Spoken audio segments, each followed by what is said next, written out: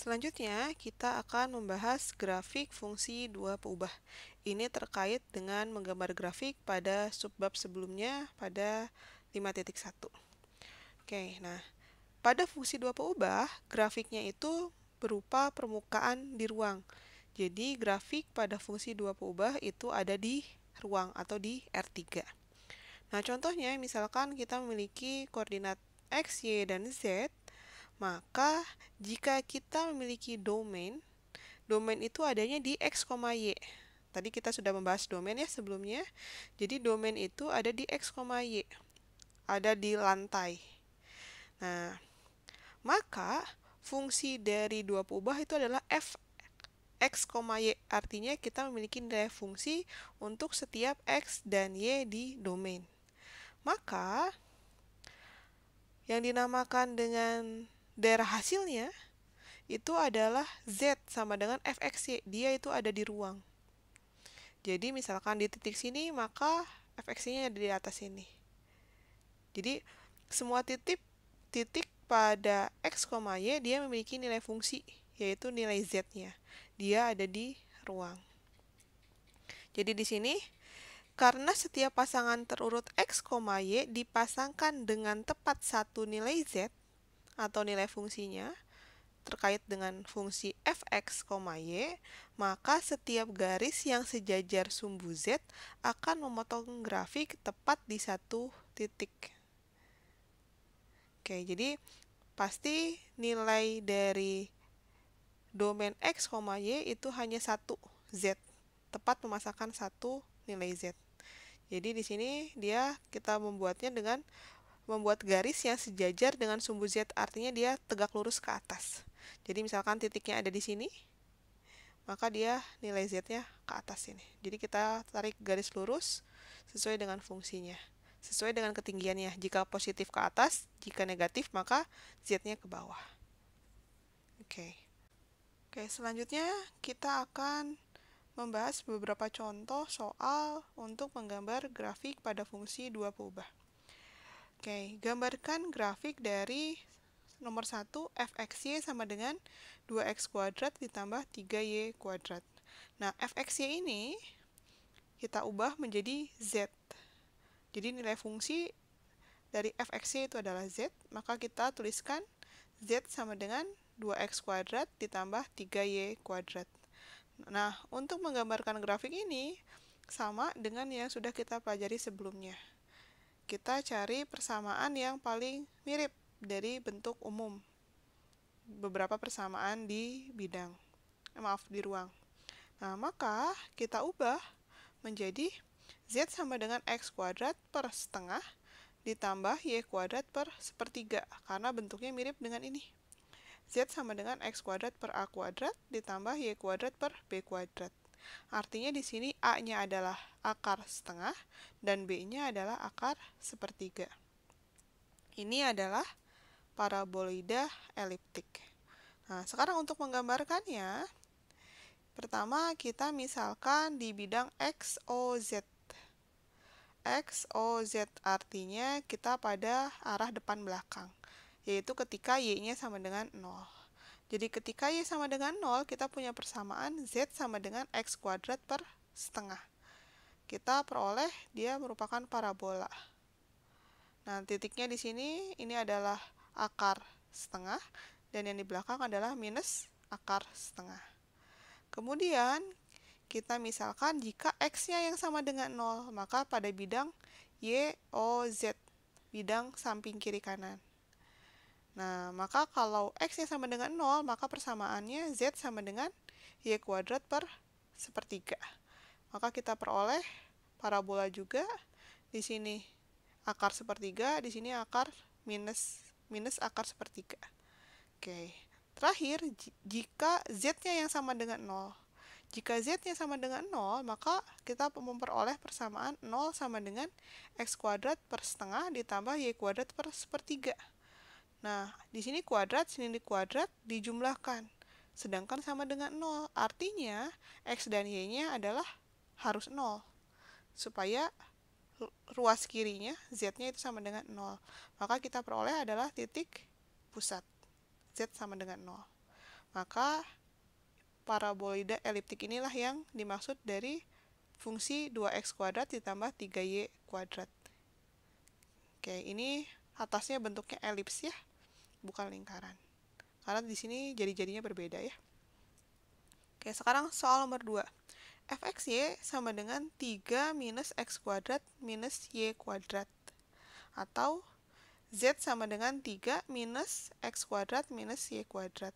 Nah, di sini kita bisa ubah minus x kuadrat minus y kuadrat, maka kita faktorkan menjadi 3 minus x kuadrat ditambah y kuadrat. Ini adalah bentuk dari parabola juga. Di sini ada 3 min, artinya dia titik puncaknya 3 naik ke atas. Kita bisa substitusikan masing-masing, misalkan ketika y-nya sama dengan 0. Ketika y-nya sama dengan 0, maka z sama dengan 3 min x kuadrat. Nah, seperti ini kan ya. Nah, jika x-nya yang sama dengan 0, maka z sama dengan 3 minus y kuadrat. Nah, jadi kalau 3 minus, berarti kan di sini titik puncaknya di 3, dia ke bawah ya lengkungnya. Lalu ketika z-nya sama dengan 0, maka kita peroleh 0 sama dengan 3 minus x kuadrat plus y kuadrat. Jika kita pindah ruaskan, artinya x kuadrat ditambah y kuadrat sama dengan 3. Artinya, z-nya itu adalah 3 jika x dan y-nya 0. Maka grafiknya adalah seperti ini. Nah, ini adalah lingkaran. Jadi di sini jika z-nya sama dengan 0, maka 0 sama dengan 3 minus x kuadrat plus y kuadrat. Maka di sini kita peroleh x kuadrat ditambah y kuadrat sama dengan 3. Itu adalah lingkaran dengan jari-jarinya adalah akar 3. Jadi gambarnya seperti ini. Selanjutnya nomor 3, fxy sama dengan sepertiga akar 36 minus 9x kuadrat minus 4y kuadrat. Nah, ini kita bisa tuliskan bahwa z sama dengan sepertiga akar 36 minus 9x kuadrat minus 4y kuadrat. Nah, ini kita untuk menghilangkan akar, kita kuadratkan. Jadi kita cari z kuadrat. Z kuadrat adalah 1/9 dikalikan 36 minus 9x kuadrat minus 4y kuadrat.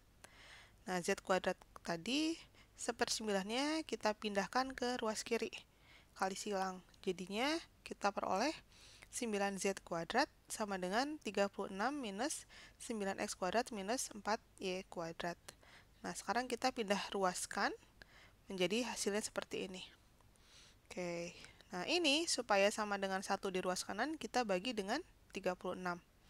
Maka hasilnya adalah seperti ini. Ini paling mendekati adalah ke persamaan umum yang ini. Ini adalah persamaan umum dari elipsoida. Tapi z-nya positif. Kenapa z-nya positif? Karena ini ada di bawah akar, x dan y-nya. Artinya, nilai x dan y itu di bawah akar, maka nilai z-nya pasti yang positif. Tidak mungkin hasilnya negatif. Maka kita peroleh sketsa grafiknya seperti ini. Pertama, untuk z-nya sama dengan 0, maka kita peroleh persamaan x kuadrat per 2 kuadrat ditambah y kuadrat per 3 kuadrat sama dengan 1. Maka hasilnya adalah elips. Seperti ini di bidang datar ya. Nah, selanjutnya adalah untuk y sama dengan 0 atau di bidang x, o, z. Hasilnya seperti ini.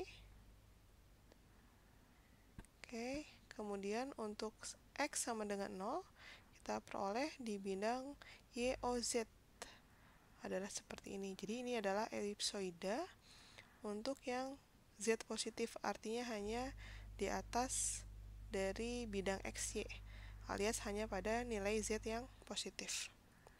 Oke, selanjutnya nomor 4, fxy sama dengan akar 16 minus x kuadrat minus y kuadrat.